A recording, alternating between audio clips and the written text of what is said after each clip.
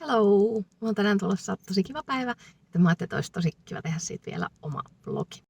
Me ollaan käyty lasten kanssa jo tässä aamulla asioilla. Nyt on siis maanantai, kello on ihan kohta 10. Ja mä oon menossa seuraavaksi nyt sitten kynsihuoltoon itsekseni viettämään vähän omaa aikaa. Tässä on lähtötilanne.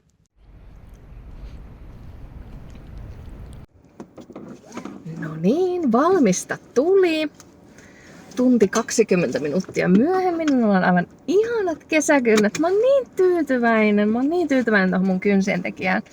Mä oon käynyt hänellä no ei tästä näy mitään, kun toi aurinko paistaa.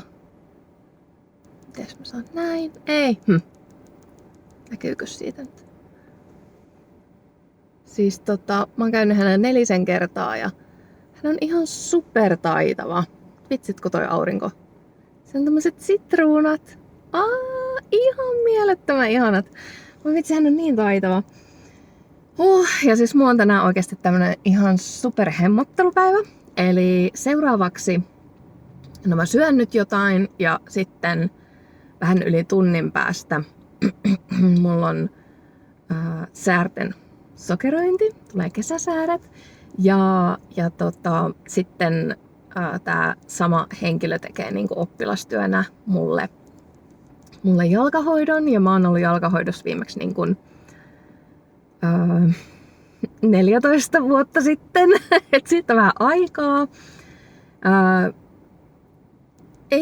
On ollut sille jotenkin vaikea niin kuin mennä. En mä tiedä, silloin kun mä olin, se on 14 vuotta sitten jalkahoidossa, me oltiin mun äidin kanssa semmoisessa kylpylässä, ja sitten jalkahoitaja oli vähän silleen, kun mä en ollut niin kuin hoitanut mun jalkoja, niin sit mulla tuli vähän sit semmonen, niin kuin, että apua, että jalkahoitajat tolleen niin tuomitsee asiakkaat ja näin, niin sit mä en oo kehdannut mennä, mutta tää tekijä nyt tosiaan, kun tää on sillai tuttu jo minulle, kun olen käynyt hänellä aiemmin, niin uskallan mennä sitten jalkahoitoon.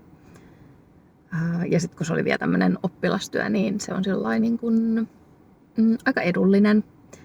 Niin odotan sitä kokemusta tosi paljon, vaikka jännittää, koska kutiaa helposti ja näin. Mutta joo, nyt siis syömään.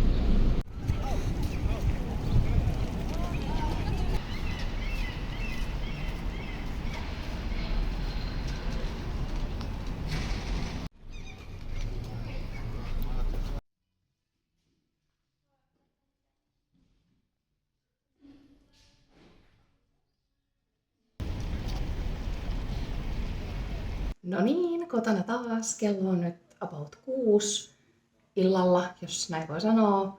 Ollaan lasten kanssa nyt 4 kotona ja mä ajattelin, että mä esittelen vähän mitä mä löysin tuolta kaupungilta. Mulla on muuten tämmönen Lindexistä ostettu virkattu kassi. Nyt mun kesäkassina. Ja mä oon siis kuullut, että jos pystyy olemaan ostamatta niin virkattuja asioita, ei saisi jotenkin ostaa tommosista ketjuliikkeistä, koska virkkausta ei kuulemma pysty koneella tekemään. Eli aina kun on joku virkattu asia, niin se on jonkun ihmisen itse tekemä. Ja kun tääkin on just Lindexistä, niin en sitten tiedä, että miten tämän kassin teettäminen on niin kuin hoidettu. Mutta tällainen minulla joka tapauksessa on, ja ystäväni Emilia ihanasti sanoikin, että voin nyt olla tästä iloinen ja tyytyväinen ja ei tarvitse potea huonoa omatuntoa. Ekana mä kävin tosiaan siinä maanantai-marketissa, mistä mä otin muutamia klippejä. Ja sieltä mä ostin pari korttia ja sitten tämmösen muistikirjan.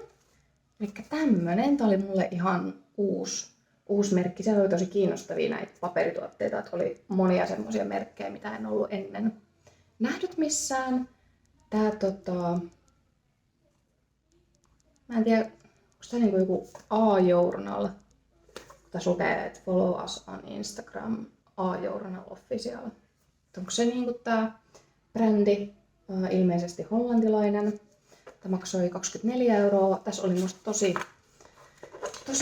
ihana tämä kannet. Ja sitten tässä oli tämmöiset viivotetut sivut, niin haluaisin tehdä tähän jotain kesäpäiväkirjaa. Ja ehkä nyt sitten johtuisi näistä mun kynsistä, että halusin just tämän sitten itselleni valita. Tää oli ihana. Ja sitten kortit. Näitä olikin 3, enpäs muistanutkaan. Tää oli ihan superhieno. Tämmönen kirsikka. Ihan sairaan hieno. Tää on mä en tiedä onko toi Felix Jung niin kun, onko se toi kuvittaja vai onko tämän kortin merkki. Mutta Hampurista ilmeisesti. Ja sitten oli tämmöinen paperikauppa Paper Shop Painostudio. Suomalainen kortti, missä lukee kesäterveisiä. Tää oli ihan super ihana. Tosi tunnelmallinen. Ja sit Kehvolan Matti Pikkujämsän Priittakakku-kortti. Oli kans mun mielestä tosi hieno. Semmoset. Kassi taas esiin. Mä ostin kävin Dermoselin myymälässä. Ja se oli semmonen juttu, mikä mua kiinnosti. Joten menin sinne. Tai joku tietysti lapsuuden päiväkirjat. Sitten tein sitten tätä semmoista oikein kunnon. Selitetään asiat niin kuin ne on tapahtunut. Sieltä mä ostin tämmösen Tyrni-käsivoiteen. Joo, tää haisi aivan ihanalle, tai siis tuoksui. Ja sit mä ostin pari tämmöstä huulituotetta, koska tykkään niistä tosi paljon. Niitä käytän sillain joka päivä. Tämmönen värillinen huulivoide. Tätä mulla on ollut ennenkin ja tää oli nyt semmoisen outlet-hintaan 4,50. Musta se ei ollut paha, niin ostin yhden jemmaan. Sitten tämmönen joku uutuus Flower Lip Oil. Ehkä mä avaan tän nyt tähän videolle. Katsokas miten ihana pakkaus. Ihan supersepä. Nämä Dermoselin tuotteet ei ollut kyllä mitenkään hirveän kalliita. Että olisiko ne ollut just 8 €. Tää oli 4,5 €. Olisiko tää ollut sit 7,5 €. Että ihan tämmöset kohtuuhintaiset kosmetiikka-ostokset. Semmoset ostokset. Mä luulen, että mä saatan kuvailla jotain klippejä vielä tästä illalta, mutta varmasti tämmöistä höpöttelyä en enää tähän päivään tee. Joten kiitos tosi paljon, kun mä sait mun seuran tänään. Jätä ihmeessä alas jotain kommenttia. Ja me nähdään sitten taas seuraavassa videossa. Moikka!